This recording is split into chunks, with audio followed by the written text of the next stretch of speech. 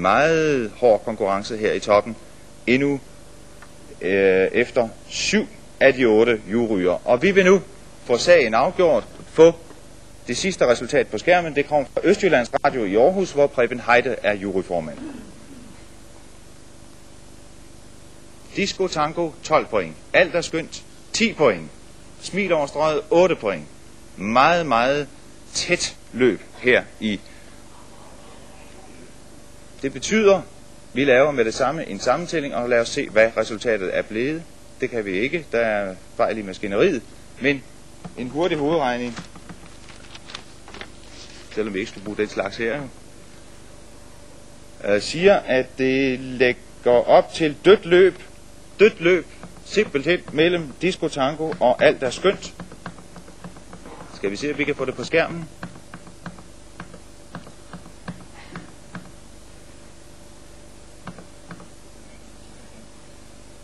Det kan vi ikke. Den moderne teknik er meget god, men den kan svigte. Men resultatet er blevet, at Disco Tango og Alt er skønt hver har fået 82 point. Og dermed er der dødt løb mellem disse to melodier. Og vi skal ud i forhallen igen. Og her har vi de to vindere, foreløbige vindere, for desværre er det jo sådan, at vi skal ifølge reglerne kåre en af de to sange, som vinder af det danske Melodi Grand Prix. Tommy Sebak til venstre, Grete Ingemann. Og nu er vi i stand til at vise, hvordan resultatet er blevet. Sådan her.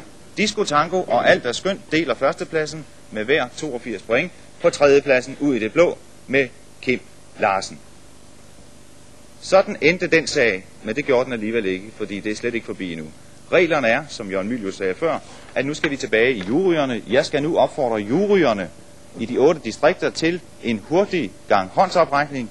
De skal nemlig ved håndsoprækning, og da de jo er 11 ved jury, så er det muligt på den måde at få nogle stemmetal frem, der siger, hvilken af disse to melodier, Disco Tango eller Alt er skønt, skal vi sende til det internationale Melodi Grand Prix i Jerusalem den 31. marts.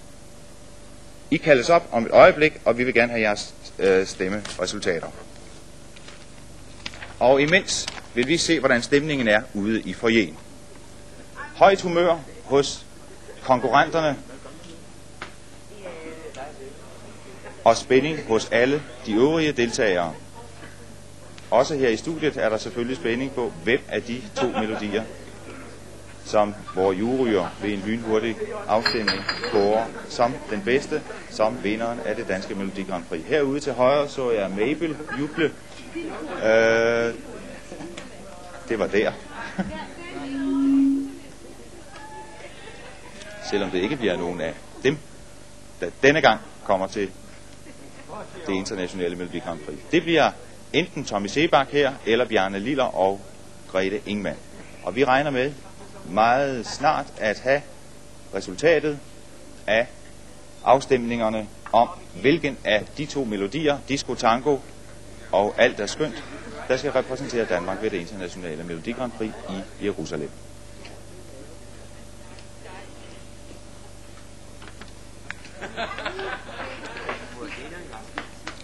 Situationen her er jo den, man frygter. Dødt løb, det er spændende, men det er jo også lidt irriterende også for maskineriet her, fordi en klar vinder, det ved man hvad er. Nu skal vi altså tilbage i juryerne, eller vi er tilbage i juryerne, og vi er ved at samle stemmeresultaterne ind på en hurtig runde, der hedder, hvilken af følgende to melodier, Disco Tango eller Alt er skønt, skal vinde det danske Melodi Grand Prix. Og der er ved at ske noget i kulissen her.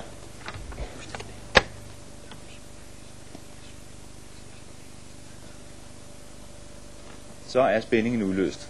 Og jeg er i den privilegerede situation, at det er mig, der skal udløse den. Vinder af det danske Melodi Grand Prix efter omafstemning i de 8 juryer er blevet Disco Tango, Tommy Sebak, 51 stemmer. Og her har de vinderen, Tommy Sebak.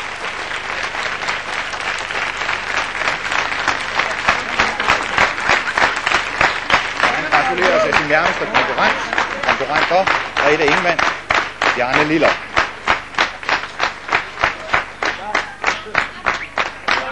Og nummer 2 altså Grete Ingemann og Bjarne Liller med alt er skønt, og det ser det også ud til at være i forhallen efter denne spændende afstemning. Stemmetallene kan de også få her.